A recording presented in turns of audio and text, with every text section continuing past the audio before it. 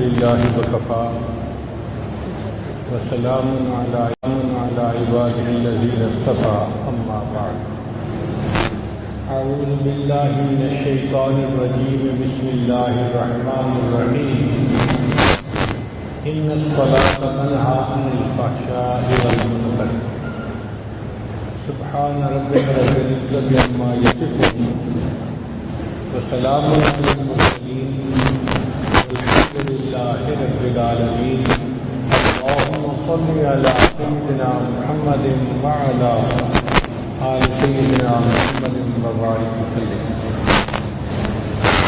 اسلام کے 5 ستون ہیں. ایمان لانا، کلمہ پڑھنا پہلا ستون ہے، اور دوسرا ستون نماز ادا کرنا. یہ 5 ستون بہت اہم ہیں، مگر دیکھا جائے تو آپس میں نماز کی اہمیت بہت زیادہ ہے. باقی جتنے اعمال ہیں اللہ نے ان کو زمین پر فرض فرمایا، اور نماز کو اللہ تعالیٰ نے عرشوں پر فرض فرمایا. جب اللہ کے پیارے حبیب صلی اللہ علیہ وسلم معراج پر تشریف لے گئے تو اللہ تعالیٰ نے انہیں 50 نمازوں کا تحفہ عطا فرمایا. تو یہ وہ عمل ہے جو اللہ کے اپنے حبیب صلی اللہ علیہ وسلم کو گھر بلا کر دیا، 50 نمازوں کا تحفہ. اس لیے بچہ جب پیدا ہوتا ہے اس کے ایک کان میں اذان اور دوسرے میں اقامت کہی جاتی ہے. اس کا مقصد یہ ہوتا ہے کہ اے بچے، تیری زندگی کی اذان بھی ہو چکی، اقامت بھی ہو چکی. اب اقامت اور نماز کے درمیان جتنا وقت ہے اتنا تو نے مختصر زندگی گزارنی ہے، اور تیری نماز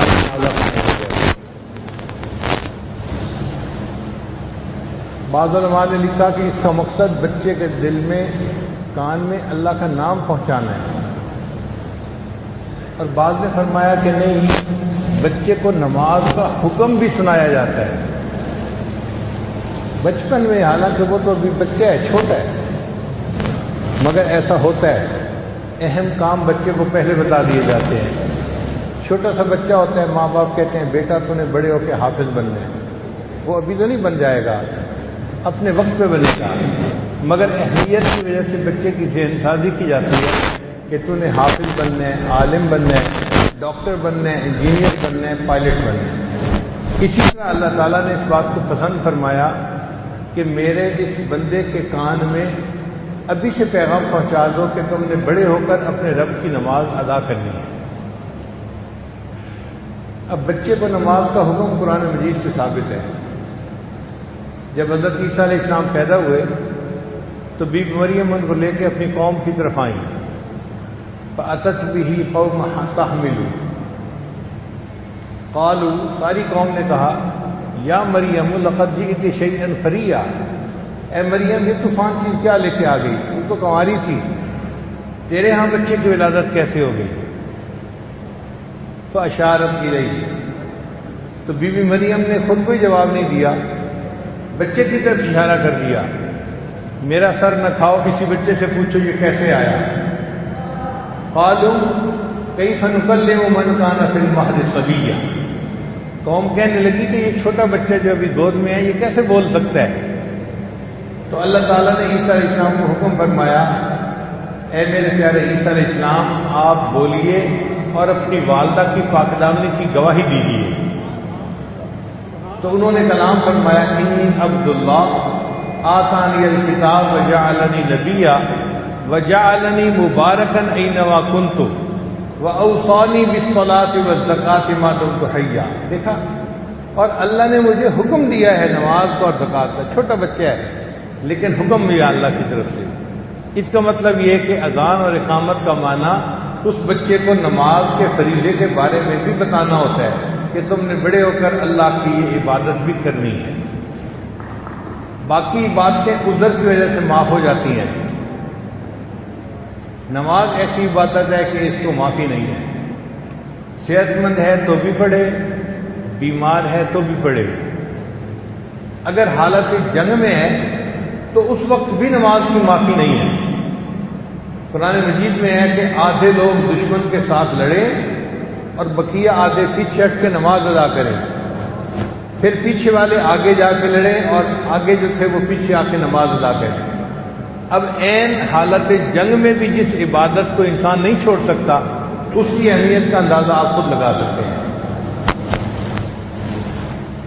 اگر کوئی کھڑا ہو کے نہیں پڑھ سکتا تو کوئی بیٹھ کے پڑھو، بیٹھ کے نہیں پڑھ سکتا بھائی لیٹ کے پڑھو، جی میں لیٹ کے بھی نہیں پڑھ سکتا بھائی اشارے سے پڑھ لو، پڑھنی ضرور پڑے گی۔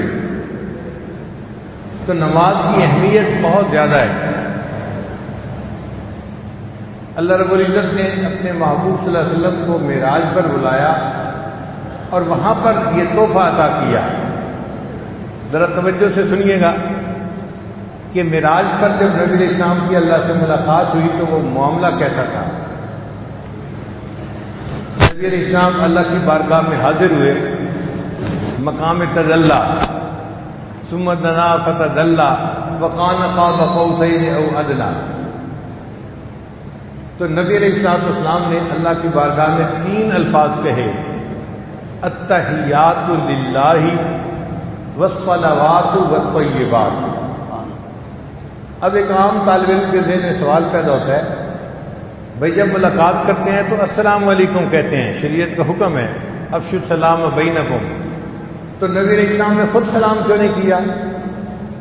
تو علماء نے اس کا جواب لکھا ہے کہ ہم سلام اس لیے کرتے ہیں کہ اللہ دوسرے بندے کو سلامتی میں رکھے، مصیبتوں اور پریشانیوں سے بچائے، اور اللہ تعالیٰ کو تو کوئی مصیبت پریشانی نہیں ہے، ان کو السلام علیکم کہنے کی ضرورت نہیں ہے، وہ تو خود سلام ہے۔ اس لیے نبی علیہ السلام نے السلام علیکم نہیں کہا، بلکہ یہ کہا التحیات للہ والصلوات والطیبات۔ اے اللہ جتنی زبانی عبادتیں ہیں، قولی عبادتیں، وہ ساری کی ساری آپ کے لیے ہیں، جو مالی عبادتیں ہیں وہ بھی آپ کے لیے، اور جو بدنی عبادتیں ہیں وہ بھی آپ ہی کے لیے ہیں۔ تینوں طرح کی عبادتوں کے مستحق آپ ہیں اور تینوں عبادتیں آپ کے لیے ہیں۔ التحیات للہ والصلوات والطیبات۔ اب جب نبی علیہ السلام نے 3 الفاظ میں اللہ تعالیٰ کی حمد بیان کی تو اللہ تعالیٰ نے اس کا جواب 3 لفظوں میں دیا، فرمایا السلام علیک ایھا النبی ورحمۃ اللہ وبرکاتہ۔ اے میرے محبوب، آپ کے اوپر اللہ کی سلامتی ہو اور اللہ کی رحمت ہو اور اللہ کی طرف سے برکتیں ہوں۔ جب نبی علیہ السلام کو اللہ نے ان الفاظ میں جواب دیا تو بعض احادیث میں آتا ہے کہ فرشتوں نے کلام کیا، اور بعض احادیث میں ہے کہ نبی علیہ السلام نے اپنی امت کو یاد کیا اور امت کو بھی ان دعاؤں میں شریک کیا، السلام علینا وعلی عباد اللہ الصالحین۔ تو قیامت تک آنے والے جتنے امتی تھے ان سب کو نبی علیہ السلام نے اس سلامتی کی دعا کے اندر شامل فرما لیا۔ یہ گفتگو تھی جو محب اور محبوب کے درمیان معراج پر ہوئی، اور اللہ نے اس کو التحیات کا حصہ بنا دیا۔ ہم التحیات میں جو پڑھتے ہیں یہ معراج کی گفتگو ہے جو ہم پڑھ رہے ہوتے ہیں۔ اب اللہ رب العزت نے اپنے محبوب کو حکم دیا کہ آپ کی امت 50 نمازیں روزانہ ادا کرے گی۔ نبی علیہ السلام بہت خوش ہو گئے اور آپ صلی اللہ علیہ وسلم واپس تشریف لائے۔ جب آپ کچھ نیچے آسمانوں پر آئے تو وہاں حضرت موسیٰ علیہ السلام انتظار میں تھے۔ ملاقات ہوئی، انہوں نے پوچھا اے اللہ کے نبی صلی اللہ علیہ وسلم، اللہ نے آپ کو کوئی تحفہ دیا؟ تو نبی علیہ السلام نے خوشی خوشی بتایا میری امت کو 50 نمازوں کا تحفہ ملا۔ ان کا اے اللہ کے نبی صلی اللہ علیہ وسلم، میری امت پر 2 نمازیں فرض تھیں اور ان کے لیے وہ 2 نمازیں پڑھنے کی مشکل تھیں، 50 نمازیں تو بہت زیادہ ہیں، آپ پھر اللہ کی بارگاہ میں جائیے اور اللہ تعالیٰ سے عرض کیجئے اللہ اس میں کچھ کمی کر دیجئے، ڈسکاؤنٹ دے دیجئے۔ چنانچہ نبی علیہ السلام پھر اللہ کی بارگاہ میں گئے، عرض کیا، اللہ نے 5 نمازیں کم کر دی۔ پھر دوبارہ موسیٰ علیہ السلام نے کہا یہ بھی زیادہ ہیں 45، پھر گئے تو پھر اور 5 نمازیں کم ہو گئی۔ کرتے کرتے 9 مرتبہ اللہ کے حبیب تشریف لے گئے، اللہ نے 45 نمازیں معاف کر دیں۔ فرمایا میرے محبوب، آپ کی امت دن میں 5 نمازیں ادا کرے گی، ہم ان کے نام اعمال میں 50 نمازوں کا ثواب لکھیں گے۔ اب یہاں پر طالب علم کے ذہن میں چند سوال پیدا ہوتے ہیں۔ پہلا سوال یہ پیدا ہوتا ہے کہ کیا اللہ تعالیٰ ایک وقت میں 45 کا ڈسکاؤنٹ نہیں دے سکتے تھے؟ یہ کیا ہوا، 5 چھوڑ دی، پھر 5 چھوڑ دی، پھر 5 چھوڑ دی، 9 چکر لگوائے۔ علماء نے لکھا اس میں بھی حکمت تھی کہ اللہ نے اپنے محبوب صلی اللہ علیہ وسلم کو معراج پر بلایا تو کفار اعتراض کر سکتے تھے، جی یہ تو ون ٹائم تھا، اللہ نے ان کو عروج عطا فرما دیا۔ اللہ نے فرمایا نہیں، یہ ون ٹائم کی بات نہیں ہے، جتنی بار میرے محبوب چاہیں گے اتنی بار نزول کریں گے، اتنی بار عروج کریں گے، میں نے ان کو ایسا معراج عطا فرما دیا۔ دوسرا سوال ذہن میں یہ پیدا ہوتا ہے، کیا موسیٰ علیہ السلام ہمارے آقا صلی اللہ علیہ وسلم سے زیادہ ذہین تھے کہ انہوں نے کہا کہ ڈسکاؤنٹ لے لیں اور نبی علیہ السلام کو خود خیال نہ آیا؟ علماء نے جواب لکھا ہے نہیں، ہمارے آقا صلی اللہ علیہ وسلم موسیٰ علیہ السلام سے زیادہ ذہین تھے۔ خیال اس لیے نہیں آیا کہ نبی علیہ السلام کو اللہ کا دیدار نصیب ہوا تھا، محبوب کی تجلی نصیب ہوئی تھی، اور جب محبوب کی تجلی ہوتی ہے اس وقت عاشق اپنے ہوش و حواس کھو بیٹھتا ہے۔ اس وقت اللہ تعالیٰ اگر 500 نمازیں بھی روزانہ فرض فرما دیتے تو آقا صلی اللہ علیہ وسلم اس پر بھی لبیک کہہ دیتے۔ 50 نمازیں تو بات ہی کوئی نہیں تھی۔ اور اس کی دلیل یہ ہے کہ موسیٰ نے حضرت یوسف علیہ السلام کو دیکھا تھا مصر کی عورتوں نے، تو وہ اپنی انگلیاں کاٹ بیٹھی تھی۔ دیکھو ہوش میں نہ رہیں، انگلیاں کاٹ بیٹھی پھلوں کی بجائے۔ تو اگر مصر کی عورتوں پر یوسف علیہ السلام کے حسن کا یہ اثر ہوا تو نبی علیہ السلام تو اللہ کا حسن دیکھا تھا۔ آپ سوچئے ان کی کیا کیفیت ہوگی اس وقت۔ تو نبی علیہ السلام خوشی خوشی آ گئے کہ میری امت کو 50 نمازیں ملی، مگر اللہ نے پھر اپنی رحمت سے ان کو 5 کر دیا۔ جو 5 ادا کرے گا اس کو 50 نمازوں کا ثواب ملے گا۔ تو یہ وہ عبادت ہے جو اللہ نے اپنے محبوب صلی اللہ علیہ وسلم کو اپنے پاس بلا کر عطا فرمائی۔ اب یہاں پر ایک سوال پیدا ہوتا ہے کہ 5 نمازیں فرض تو ہو گئیں، 3 کیوں نہ ہوئی، 5 کیوں نہ ہوئی، 7 کیوں نہ ہوئی، 5 کے علاوہ کچھ ہوتی؟ علماء نے اس کو بھی جواب دیا ہے۔ وہ فرماتے ہیں کہ ہر انسان کو اللہ تعالیٰ نے 5 بنیادی حواس عطا فرمائے ہیں، جن کو حواس خمسہ کہتے ہیں: دیکھنا، سننا، سونگنا، چھونا، چکھنا۔ تو یہ 5 حواس ہر بندے کو ملے ہیں۔ چھوٹے طالب علم اپنے پرائمری اسکول میں حواس خمسہ کے بارے میں پڑھتے ہیں۔ ان حواس کے ذریعے ہم زندگی گزارتے ہیں۔ اللہ نے 5 نمازیں فرض فرمائی، میرے بندو تم 5 نمازیں روزانہ ادا کرو گے تو حواس خمسہ کا شکر ادا کرنے والے کہلاؤ گے۔ بعض علماء نے اس کا جواب یہ دیا کہ 5 بنیادی ضروریات ہیں، ہر بندے کو چاہیے: کھانا، پینا، لباس، مکان، بیوی۔ یہ 5 بنیادی ضرورت ہوتی ہے ہر بندے کو زندگی گزارنے کے لیے۔ ان 5 نعمتوں کی ضرورت ہے، تو اللہ نے 5 نمازیں فرض ادا کی۔ جو 5 نمازیں پڑھے گا وہ ان 5 نعمتوں کا شکر ادا کرنے والا بندہ بن جائے گا۔ اور بعض علماء نے اس کا جواب اور خوبصورت دیا۔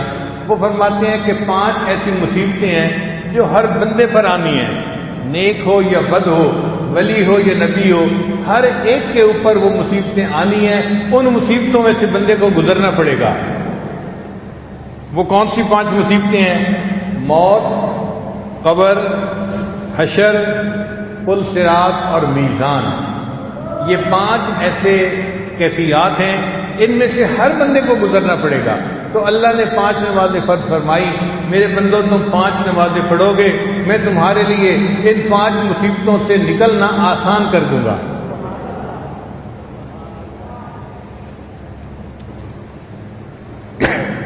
طالب علم کے ذہن میں ایک سوال اور پیدا ہوتا ہے کہ 5 نمازیں تھیں تو پھر فجر کے وقت نماز کیوں فرض فرمائی گئی؟ علماء نے اس کا جواب دیا، ایک حکمت تو یہ کہ اللہ نے فرمایا میرے بندے تو دن کی ابتدا میری یاد سے کر، میری عبادت سے کر، میں سارا دن تیرے کاموں میں تیری مدد کروں گا۔ چنانچہ جو لوگ فجر کی نماز ادا کرتے ہیں ان کی زندگی میں برکت ہوتی ہے، ان کے کاموں میں برکت ہوتی ہے، اللہ ان کے ساتھ برکت کا معاملہ فرما رہے ہوتے ہیں۔ اور ایک وجہ یہ بھی تھی کہ فجر کے وقت حضرت یوسف علیہ السلام کی پریشانی ختم ہوئی تھی. بھائیوں نے یوسف علیہ السلام کو عشاء کے بعد کنویں کے اندر ڈال دیا تھا. اب یوسف علیہ السلام چھوٹی عمر کے تھے. چھوٹی عمر کا بچہ کمزور دل ہوتا ہے. پھر جنگل تھا، تنہائی تھی، اور زیادہ پریشانی. پھر رات کا اندھیرا تھا تو پریشانی بہت زیادہ ہو گئی تھی، اور کرنے والے سگے بھائی تھے. تو پریشانی اور بڑھ گئی کہ میرے بھائیوں نے میرے ساتھ کیا کیا. جو میرے محافظ تھے وہ مجھے یہاں پھینک کے چلے گئے. تو یوسف علیہ السلام بہت پریشان تھے اس اندھیرے میں، اور سوچتے تھے اب پتہ نہیں میں دن کی روشنی دیکھ سکوں گا یا نہیں دیکھ سکوں گا. پریشانی میں وہ وقت گزرا، ساری رات گزر گئی، حتیٰ کہ صبح سحری کا وقت شروع ہو گیا، صبح صادق کا وقت جس کو کہتے ہیں. تو کنویں کے اندر تھوڑی سی روشنی آئی. تو یوسف علیہ السلام کو امید لگ گئی کہ نہیں، اندھیرا ختم بھی ہو سکتا ہے اور دوبارہ روشنی بھی میں دیکھ سکتا ہوں. تو یوسف علیہ السلام نے دعا کی، یا اللہ میرے کرب کو بھی دور کر دے، اور پوری دنیا میں جتنے لوگ کرب میں مبتلا ہیں سب کے کرب کو دور کر دے.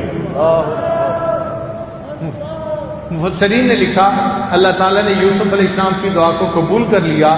آپ غور کریں، جو بندہ بیمار ہو، پریشان ہو، سحری کا وقت ایسا وقت ہے اس کی پریشانی کم ہو جاتی ہے. ڈاکٹر ہسپتالوں میں کہتے ہیں مریضوں کی جو ہے وہ ریڈنگ ٹھیک ہو جاتی ہے، بلڈ پریشر ٹھیک ہو جاتا ہے، ان کی شوگر کا لیول ٹھیک ہو جاتا ہے، ان کی کیفیات ٹھیک ہو جاتی ہیں، سکون ہو جاتا ہے. یہ یوسف علیہ السلام کی دعا ہے جس کے اثرات آج بھی ہمیں نظر آ رہے ہیں. جس گھر میں کوئی فوت ہو جائے سارا دن لوگ روتے ہیں، پریشان رہتے ہیں. آپ دیکھیں اس گھر میں جب سحری کا وقت آئے گا سب سوئے پڑے ہوں گے، سکون آ جاتی ہے، سب کو نیند آ جاتی ہے. یہ یوسف علیہ السلام کی دعا ہے. اللہ تعالیٰ ہر پریشان حال کی پریشانی کو اس وقت دور کر دیتے ہیں.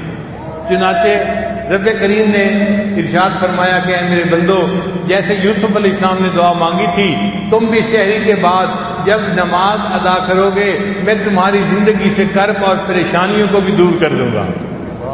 تمہارے غموں کی جو تاریک رات ہے ختم ہو جائے گی، اور اللہ تعالیٰ خوشیوں کا اجالا پھر تمہیں دکھا دیں گے. پھر ظہر کی نماز سورج ڈھلنے پر ادا کی گئی. اس میں کیا حکمت ہے؟ ایک حکمت تو یہ کہ میرے بندو، تم اس دھوپ کے وقت میں اپنے اللہ کی عبادت کرو گے، میں اس کے بدلے قیامت کے دن کی دھوپ سے تمہیں امن عطا فرماؤں گا. اور دوسری حکمت یہ تھی کہ اللہ نے فرمایا میرے بندو، دنیا میں چڑھتے سورج کی پوجا کرنے والے تو بڑے ہوتے ہیں، تم دکھا دو کہ تم سورج کی پرستش نہیں کرتے. جب وہ ڈھلنا شروع ہوگا تم اپنے رب کی عبادت کر کے بتا دو ہم مواحد ہیں، ہمارا شرک کے ساتھ کوئی تعلق نہیں ہے. پھر عصر کی نماز اللہ نے کیوں فرض فرمائی؟ کہ ہر انسان کے ساتھ دو فرشتے ہیں، ان کو کرامن کاتبین کہتے ہیں. وہ انسان کے نیک اور بد اعمال کو لکھتے ہیں، ریکارڈ بناتے ہیں. وہ صبح کے وقت آتے ہیں اور عصر تک ان کی ڈیوٹی ہوتی ہے، 12 گھنٹے کی سمجھ لیں. اور پھر عصر کے وقت دوسرے فرشتے بھی آ جاتے ہیں، تو ڈے شفٹ ختم ہو گئی اور نائٹ شفٹ شروع ہو گئی. پھر دوسرے فرشتے ساری رات رہتے ہیں اگلے دن فجر تک. تو عصر کا وقت وہ وقت ہے جس وقت چاروں فرشتے ایک وقت میں اکٹھے ہوتے ہیں. اللہ نے نماز فرض فرمائی، میرے بندو تم عصر کی نماز ادا کرو گے، تمہاری نماز پڑھنے پر زیادہ فرشتے گواہی دیں گے، میرے لیے تمہیں بخش دینا آسان ہو جائے گا.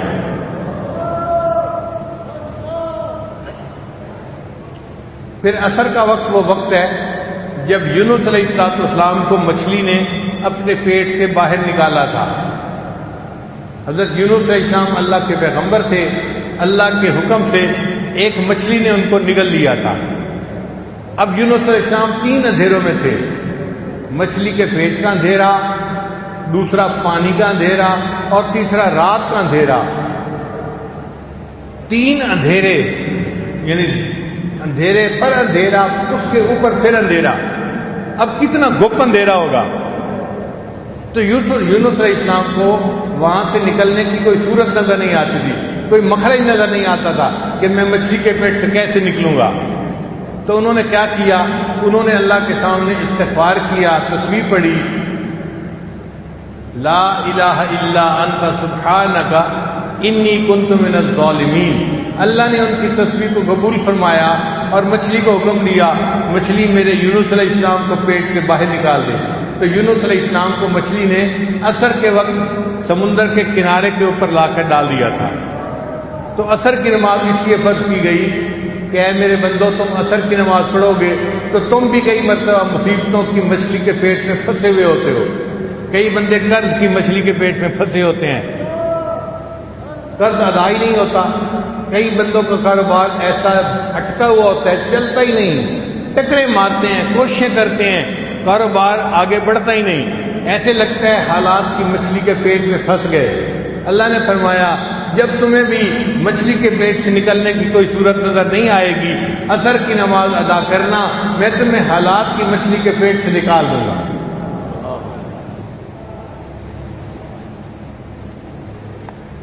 پھر مغرب کی نماز اللہ نے اس لیے فرض فرمائی، اس میں حکمت علماء نے لکھی کہ اے میرے بندے تم نے سارا دن گزارا، کاروبار کیا، لوگوں سے ملے جلے، تم سے آنکھ نے خطا کی، زبان نے خطا کی، غیبت ہوئی، جھوٹ بولے، بہت سارے گناہ ہو گئے۔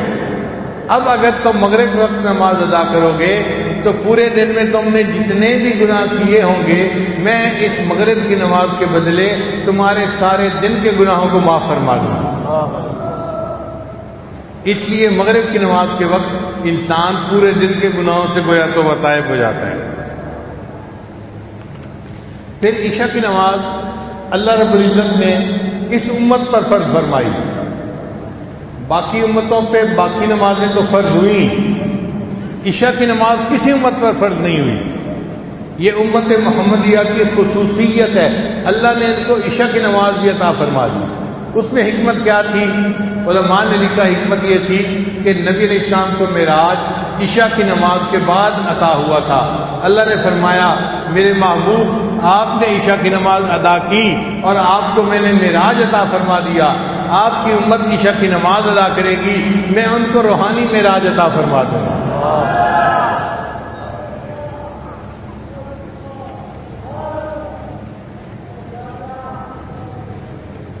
طالب علم کے ذہن میں ایک سوال اور پیدا ہوتا ہے کہ نماز کی رکعتیں 2 ہیں، 3 ہیں یا 4 ہیں؟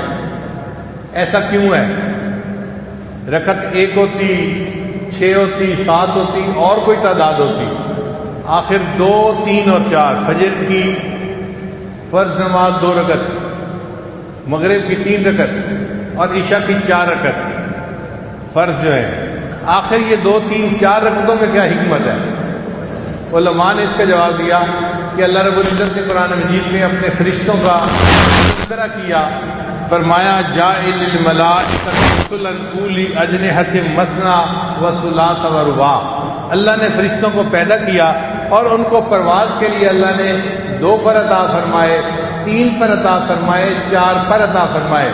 فرمایا میرے بندو تم 3 یا 4 رکعتیں ادا کرو گے تو میں بھی تمہیں روحانی پرواز اسی طرح عطا کروں گا جس طرح میں فرشتوں کو عطا فرماتا ہوں۔ طالب علم کے ذہن میں ایک سوال اور پیدا ہوتا ہے کہ آخر یہ 17 رکعتیں فرض کیوں ہیں؟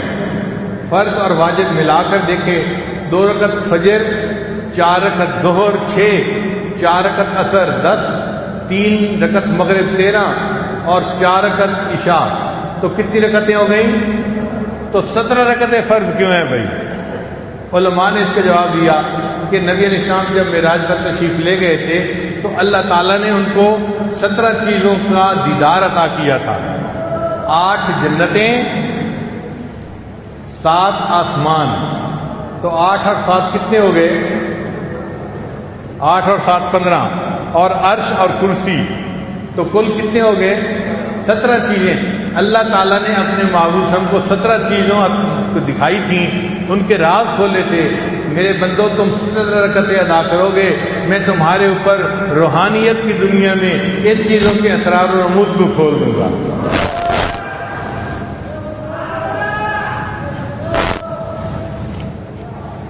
اب ایک سوال ذہن میں پیدا ہوتا ہے کہ نماز آخر اتنی اہم کیوں ہے؟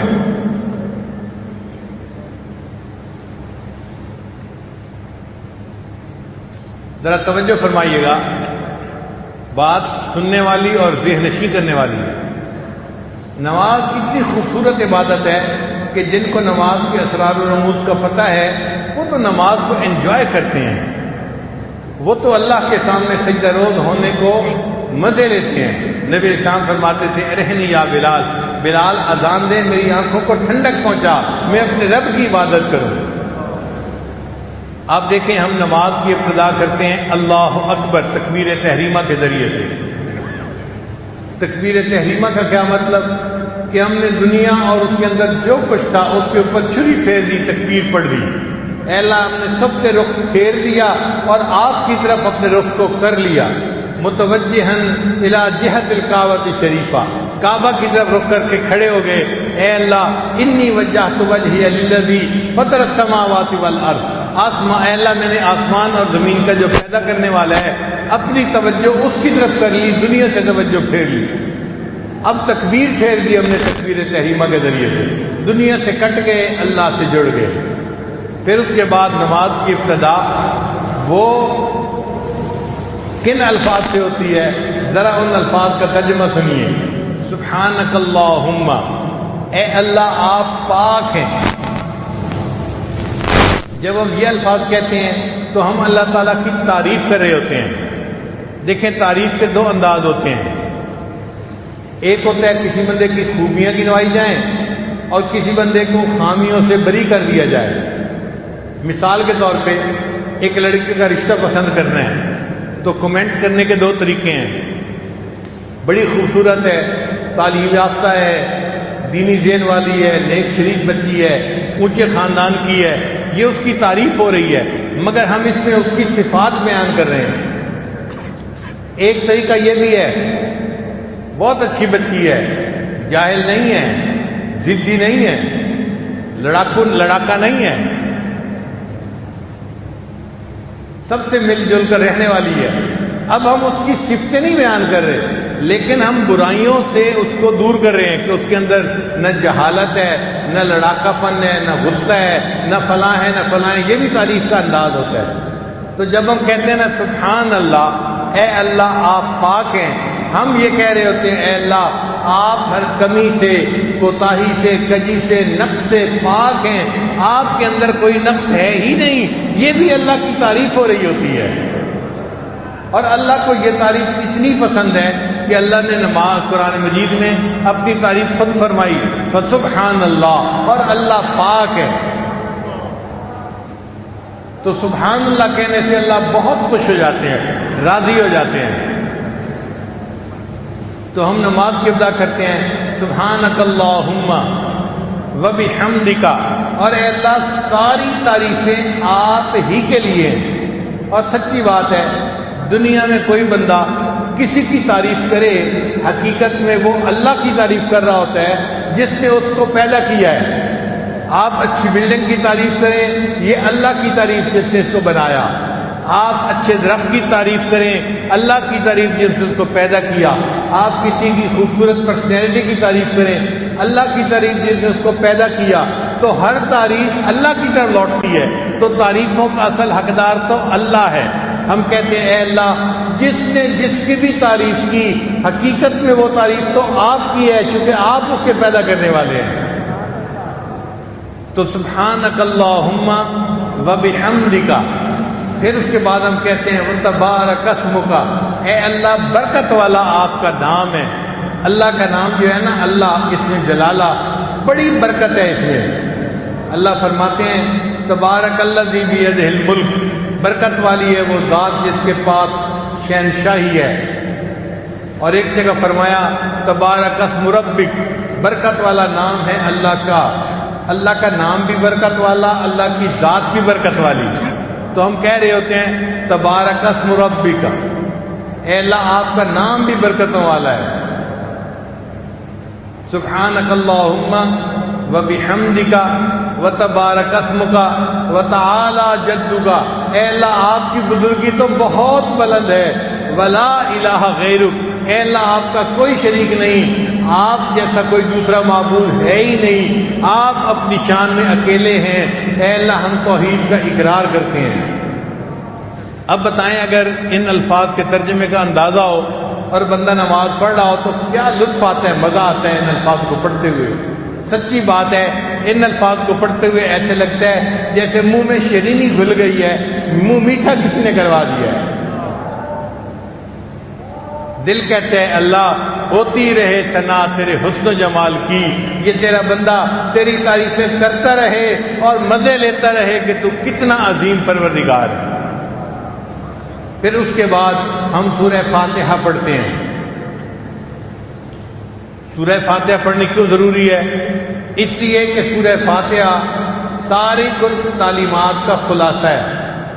حدیث پاک میں آتا ہے جو کچھ آسمانی کتابوں میں تھا اللہ نے سارا کا سارا قرآن مجید میں نازل فرما دیا. جو کچھ قرآن مجید میں تھا اللہ نے اس کو سورہ بقرہ میں نازل فرما دیا. جو سورہ بقرہ میں تھا اللہ نے اس کو سورہ فاتحہ میں نازل فرما دیا. اس لیے سورہ فاتحہ کو کہتے ہیں فاتحۃ الکتاب، کتاب کا اوپننگ چیپٹر، کتاب کی سمری، کتاب کا خلاصہ، تمام تعلیمات کا خلاصہ سورہ فاتحہ کے اندر ہے.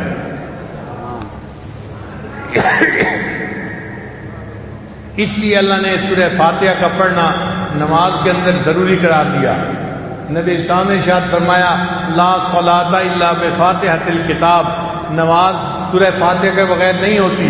چنانچہ یا تو مقتدی خود پڑھتا ہے یا مقتدی کی طرف سے امام پڑھتا ہے، پڑھنی ضرور ہوتی ہے.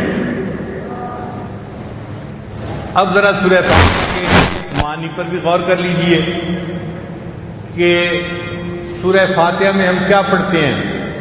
ہم پڑھتے ہیں الحمدللہ رب العالمین، سب تعریفیں اللہ کے لیے ہیں جو جہانوں کا پروردگار ہے، اور واقعی تعریفوں کا حقدار تو صرف اللہ ہی ہے. تو ہم نے اپنے رب کی تعریف کی. حدیث پاک میں آتا ہے جب بندہ کہتا ہے الحمدللہ رب العالمین، اللہ اس کا جواب دیتا ہے حمدنی عبدی، میرے بندے نے میری حمد بیان کی. پھر ہم آگے پڑھتے ہیں الرحمن الرحیم، اللہ آپ رحمان بھی ہیں اور رحیم بھی ہیں. یہ دونوں صفتیں اللہ کی صفت رحمت سے بنی ہیں، مگر دو الگ الگ نام ہیں. رحیم الگ نام ہے اور رحمان الگ نام ہے. تو دو نام کیوں لائے گئے؟ ایک نام کافی تھا. علماء نے جواب لکھا کہ دیکھو، ایک ہوتا ہے کسی بندے کا امیر ہونا اور دوسرا ہوتا ہے کسی بندے کا سخی ہونا. یہ الگ الگ صفات ہیں. کئی بندے امیر بڑے ہوتے ہیں مگر کنجوس مکھی چوس ہوتے ہیں، امیری کس فائدے کی. کئی لوگ بڑے سخی ہوتے ہیں، پلے کچھ نہیں ہوتا، ان کی سخاوت کس فائدے کی. مزہ تو یہ ہے کہ پیسہ بھی خوب ہو اور سخاوت بھی خوب ہو کہ انسان اس کو اللہ کے راستے میں لٹائے. ہم کہتے ہیں الرحمن الرحیم، اللہ آپ کی رحمت کے خزانے بھی بے انتہا ہیں اور آپ کی رحمت اپنے اور پرائے ہر ایک کے اوپر خرچ ہو رہی ہے. اللہ وہ ذات ہے جو اپنوں کو بھی دیتا ہے، پرایوں کو بھی دیتا ہے، وفاداروں کو بھی دیتا ہے، غداروں کو بھی دیتا ہے، مسلمانوں کو بھی دیتا ہے، کافروں کو بھی دیتا ہے. آپ بتائیے کافروں کو اولاد کون دیتا ہے؟ اللہ دیتا ہے. وہ دہری ہوتے ہیں، اللہ کے وجود کو نہیں مانتے، اللہ ان کو صحت دیتے ہیں، عزتیں دیتے ہیں، رزق دیتے ہیں. تو اللہ تو اتنا بڑا شہنشاہ ہے جو اپنے اور پرائے سب کو عطا فرماتا ہے. تو الرحمن الرحیم کا مطلب اللہ آپ کی رحمت کی بھی کوئی انتہا نہیں اور آپ کی رحمت اپنے اور پرائے ہر خاص و عام کے اوپر خرچ ہو رہی ہے. پھر اس کے بعد فرمایا مالک یوم الدین، اللہ آپ قیامت کے دن کے مالک ہیں. کیا مطلب؟ اللہ قیامت کے دن کے منصف بھی ہیں. منصف کہتے ہیں انصاف کرنے والا. اللہ تعالیٰ صفت ہے قسط، وہ قیامت کے دن کے منصف بھی ہوں گے مگر اللہ تعالیٰ قیامت کے دن کے مالک بھی ہیں. کیوں یہ کہا؟ اس لیے کہ جج اگر کسی کو فیور کرنا چاہے تو کہتے ہیں جی میں کیا کروں، میرے تو ہاتھ بندھے ہوئے ہیں، قانون کی میں آگے پیچھے نہیں کر سکتا. تو مجبوری ہوتی ہے جج کی. لیکن جو مالک ہوتا ہے اس کے لیے کوئی مجبوری نہیں ہوتی. اللہ آپ قیامت کے دن کے مالک ہیں. آپ اگر کسی کو بخشنا چاہیں گے تو مالک کو کوئی پوچھنے والا نہیں ہوتا، جس کو چاہیں گے آپ بخش دیں گے. اے اللہ آپ تو قیامت کے دن کے مالک ہوں گے. اب جب اس طرح سے ہم نے اپنے اللہ کی تعریف کی، الحمدللہ رب العالمین الرحمن الرحیم مالک یوم الدین، پھر اس کے بعد ہم نے آگے ایک ایسی بات کہی، ایاک نعبد و ایاک نستعین، اللہ آپ ہی کی عبادت کرتے ہیں اور آپ ہی سے ہم مدد مانگتے ہیں۔ یہ کیوں کہا آپ ہی کی عبادت کرتے ہیں؟ اس لیے کہ ہم اللہ کے ساتھ کسی کو شریک نہیں بناتے۔ اللہ تعالیٰ شرک کو معاف نہیں کرتے، ہر چیز کو معاف کر دیں گے، ہر گناہ کو معاف کر دیں گے، شرک کو معاف نہیں کریں گے۔ وجہ کیا؟ اللہ تعالیٰ غیور ہیں، اپنی عبادت میں کسی شریک کو پسند نہیں فرماتے۔ آپ غور کیجئے، اگر کسی آدمی کی بیوی اس کو آ کر کہے میں آپ کی بھی بیوی ہوں، وہ قبول کر لے گا؟ اس کو گھر سے ہی نکال دے گا، کہے گا نہیں تم یہ کہو میں آپ کی ہی بیوی ہوں۔ یہ نقطہ شرک کا خامد کو گوارا نہیں، تو اللہ تعالیٰ ہے، ان کو بھی یہ شرک کا نقطہ گوارا نہیں۔ وہ بھی فرماتے ہیں میرے بندے تم یہ کہو تیری ہی عبادت کرتے ہیں اور تجھ سے ہی مدد مانگتے ہیں، کسی اور کی طرف نگاہ اٹھا کے ہی نہیں دیکھتے۔ اب جب ہم نے یہ الفاظ کہہ دیے ایاک نعبد و ایاک نستعین، تو اس کے بعد اللہ نے کہا اچھا میرے بندو جب تم مجھ سے مدد مانگتے ہو تو اب پوچھو تم مجھ سے چاہتے کیا ہو؟ تو ہم نے پھر اللہ کے سامنے فریاد کی اہدنا الصراط المستقیم، اللہ ہمیں سیدھا رستہ دکھا دیجئے۔ یہ اصل مقصد ہے کہ بندہ ہدایت چاہتا ہے اللہ سے، اللہ ہمیں سیدھے رستے پر رکھنا۔ اے میرے بندے تو چاہتا کیا ہے؟ ہدایت چاہتا ہے۔ اچھا میرے بندے تجھے پتہ ہے ہدایت کا راستہ کیا ہوتا ہے؟ آسان طریقہ تھا، اللہ کہہ دیتے صراط القرآن والحدیث، قرآن اور حدیث کے راستے کی رہنمائی فرما۔ اللہ فرماتے ہیں نہیں، تم یوں دعا مانگو صراط الذین انعمت علیہم، اے اللہ ان بندوں کا راستہ دکھا جن پر تیرا انعام ہوا، جو تیرے انعام یافتہ بندے تھے، تاکہ ہم ان کے نقش قدم پر چلیں، ہم ان کی تقلید کریں اور ہم انعام یافتہ بندے بھی بن جائیں۔ اور اللہ کچھ ایسے بندے تھے جن پہ تیرا غضب ہوا یا دو گمراہ ہوئے، ان کا راستہ ہمیں نہ دکھانا۔ غیر المغضوب علیہم ولا الضالین، اے اللہ جو گمراہ ہوئے یا جن پر آپ کا غضب ہوا، جیسے عیسائی ہیں، یہودی ہیں یا دہریے ہیں یا مشرک، اللہ ان کا راستہ نہیں دکھانا، ہمیں انعام یافتہ بندوں کا راستہ دکھانا۔ انعام یافتہ بندے چار ہوتے ہیں، اللہ قرآن مجید میں فرماتے ہیں انعم اللہ علیہم من النبیین والصدیقین والشہداء والصالحین، یعنی چار کی پیروی کرنی ہے اور چار کے راستے پہ ہم نے نہیں جانا۔ تو یہ دیکھیے سورہ فاتحہ کتنی کامل صورت ہے جس میں ہم اللہ تعالیٰ سے مدد بھی مانگتے ہیں، ہدایت بھی مانگتے ہیں، اللہ تعالیٰ ایسے بندے کو ہدایت عطا فرما دیتے ہیں۔ پھر اس کے بعد اللہ نے کہا اب تم ہدایت چاہتے ہو میرے قرآن کی تلاوت کرو، تو فاتحہ کے بعد قرآن مجید کی تلاوت کرتے ہیں، تلاوت کے بعد پھر اللہ اکبر کہہ کے ہم رکوع میں چلے جاتے ہیں۔ بھائی رکوع میں کیوں چلے جاتے ہیں؟ اس لیے کہ وہ ادب کا ایک اور طریقہ ہے۔ ادب کے چار طریقے ہیں، کسی کو دیکھ کے کھڑے ہو جانا بھی ادب ہے، کسی کے سامنے جھک کے کھڑے ہو جانا بھی ادب ہے، کسی کے قدموں پہ پڑ جانا بھی ادب ہے، کسی کے سامنے اتحیات میں بیٹھ جانا یہ بھی ادب ہے۔ اللہ نے نماز میں ان چاروں حالتوں کو جمع فرما دیا، تو ہم نے قیام میں یہاں تک عبادت کی، پھر اللہ اکبر کہہ کے ہم رکوع میں چلے گئے۔ اللہ اکبر کیوں کہا کہ اے میرے بندے تم نے اب تک جو عبادت کی تعریفیں کی، یہ نہ سمجھ لینا اللہ میں نے تعریفوں کا حق ادا کر دیا۔ کوئی بندہ اللہ کی تعریف کا حق ادا نہیں کرتا۔ میرے مولا میں اللہ اکبر کہہ کے اگلے حال میں جا رہا ہوں کہ جو کچھ میں نے کہا تیری شان اس سے بھی زیادہ بلند ہے۔ پھر رکوع کے اندر ہم کیا پڑھتے ہیں؟ سبحان ربی العظیم۔ اللہ تعالیٰ نے اپنے محبوب صلی اللہ علیہ وسلم کو قرآن مجید میں دو چیزوں کا حکم دیا، فسبح باسم ربک العظیم، میرے محبوب اپنے عظیم رب کی تسبیح بیان فرمائیے، اور ایک جگہ فرمایا سبح اسم ربک الاعلی، اپنے اعلیٰ پروردگار کی تسبیح بیان کرو۔ اللہ کے محبوب صلی اللہ علیہ وسلم نے ایک تسبیح کو رکوع میں پڑھا اور ایک تسبیح کو سجدے میں پڑھا اور اللہ تعالیٰ کے حکم پر عمل کر کے دکھا دیا۔ اب ہم رکوع میں وہ سبحان ربی العظیم پڑھ رہے ہوتے ہیں، اللہ آپ اعلیٰ ہیں، بڑے ہیں، میں آپ کی تعریف کرتا ہوں، میں آپ کی پاکی بیان کرتا ہوں۔ اچھا، اب جب انسان اللہ کی عظمت کو بیان کر ہی رہا ہے تو پھر اللہ نے رکوع سے اٹھنے کے لیے اللہ اکبر نہیں کہلوایا کہ رکوع سے اٹھتے ہوئے اللہ اکبر کہتے، بلکہ رکوع سے اٹھتے ہوئے امام کہتا ہے سمع اللہ لمن حمدہ۔ مقصد یہ تھا اللہ تو نے اللہ کی عظمت کا اقرار تو کر ہی لیا، اب تو یہ بھی ذہن میں رکھ کہ جو تم اللہ سے مانگو گے اللہ تمہیں عطا کرے گا۔ تو امام کہتا ہے سن لی اللہ نے فریاد اس بندے کی جس نے اپنے رب کی تعریف کی، اور مقتدی سنتے ہی فوراً کہتا ہے ربنا لک الحمد، اللہ سب تعریفیں آپ کی ہیں۔ آپ سوچئے اللہ کو کتنا پیار آتا ہوگا، یہ میرا بندہ میری کتنی تعریف کر رہا ہے۔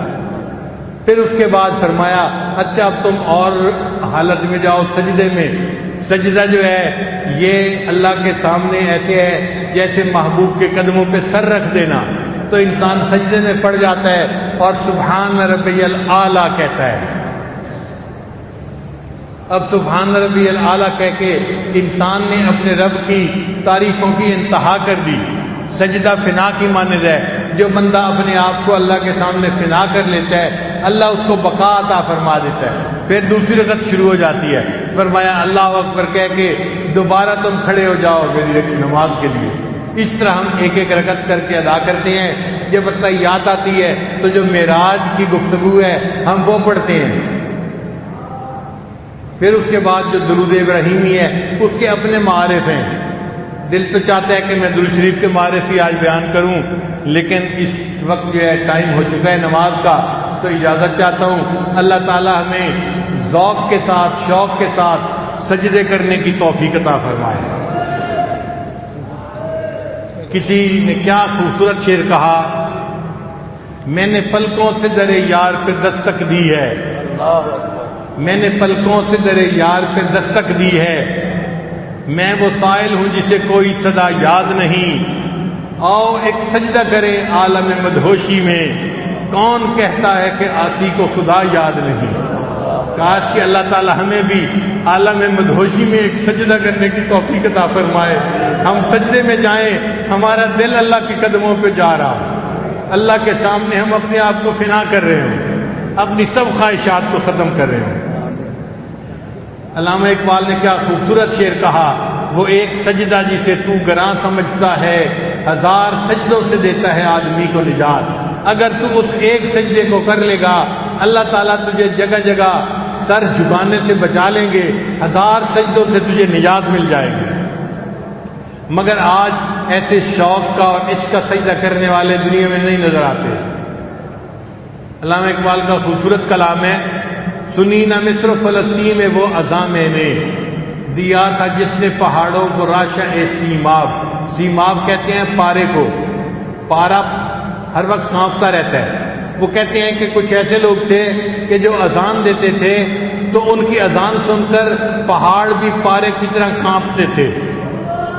سنی نہ مصر و فلسطین میں وہ اذاں میں نے دیا تھا جس نے پہاڑوں کو راشہ سیماب، وہ سجدہ روح زمین جس سے کانپ جاتی تھی اسی کو آج ترستے ہیں ممبر و محراب، اس سجدے کو محراب اور ممبر ترستے ہیں۔ کاش کوئی ایسا سجدے کرنے والا ہمیں مل جاتا۔ ہم آج کی اس محفل میں اللہ سے دعا مانگتے ہیں، اللہ تعالی ہمیں محبت کے ایسے سجدے کرنے کی توفیق عطا فرمائے۔ یہ نیت کر لیجیے کہ ہم اس وقت اپنی زندگی کے پچھلے سب گناہوں سے سچی پکی توبہ کر رہے ہیں اور آئینہ نکوکاری کی زندگی گزارنے کا دل میں ارادہ کر رہے ہیں۔ جیسی نیت ہوتی ہے ویسی مراد ہو جاتی ہے۔ یہ کلمات سچے دل کے ساتھ کیجیے، مجھے پڑھتے جائیے۔ بسم اللہ الرحمن الرحیم، لا الہ الا اللہ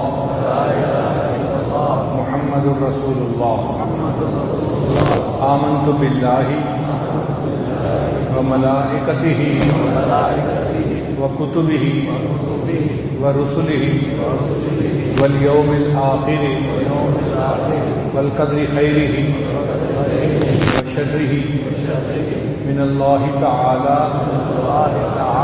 والبعث بعد الموت آمنت بالله كما هو بأسمائه وصفاته وقبلت جميع أحكامه إقرار باللسان وتصديق بالقلب أشهد أن لا إله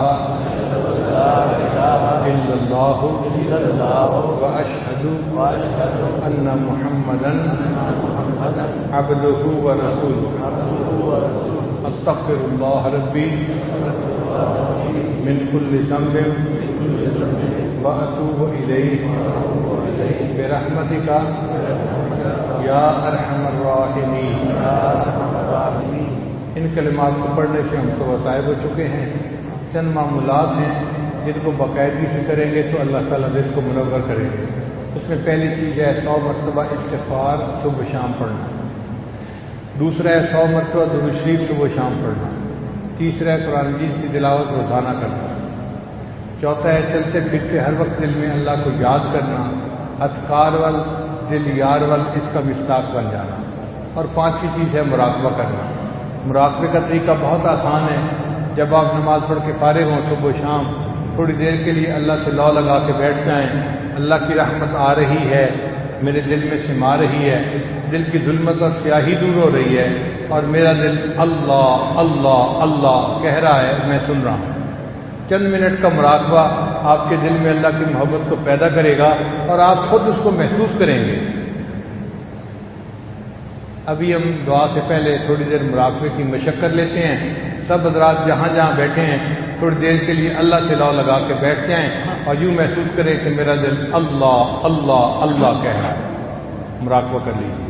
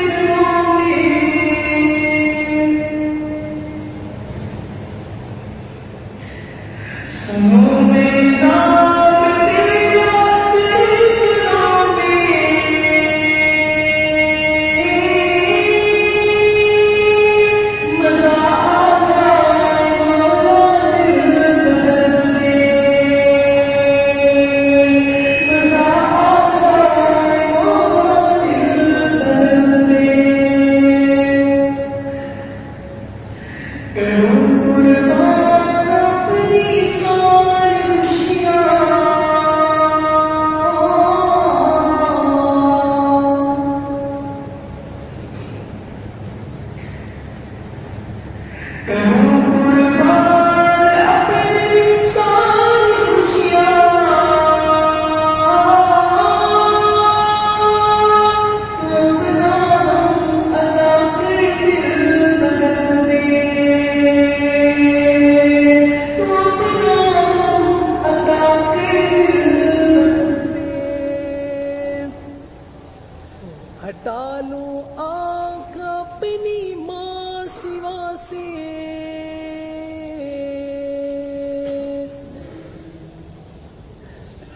ہٹا لوں آنکھ اپنی ماں سوا سے،